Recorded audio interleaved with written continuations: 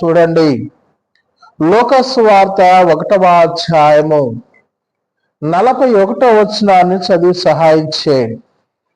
లోకసువార్త 1వ అధ్యాయము 41వ వచనాన్ని. ఎలిజబెత్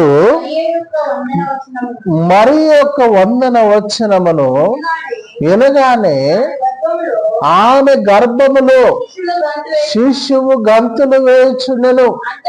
అంతటా ఎలిజబెత్ పరిశుద్ధాత్మతో నిండుకున్నదై బిగ్గరగా ఇట్లనెను, స్త్రీలలో నీవు ఆశీర్వదించబడిన దానివి, నీ గర్భఫలమును ఆశీర్వదింపబడును గాక.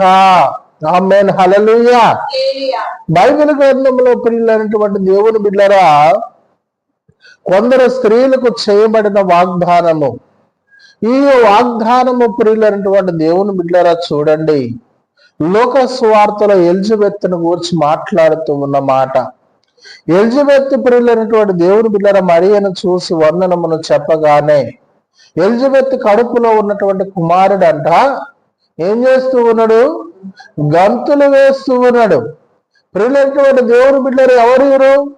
పరిశుద్ధాత్మ వరము చేత పుట్టబడుతున్నటువంటి కుమారులు, యోహాను భక్తులు. ప్రియులైనటువంటి దేవుని బిడ్డలు తల్లి గర్భమందు ఉండగానే యేసు ప్రభు వారి యొక్క తల్లిని చూసి ప్రియులైనటువంటి దేవుని బిడ్డల గర్భములో ఉన్నటువంటి శిశువు గంతులు వేస్తున్నది.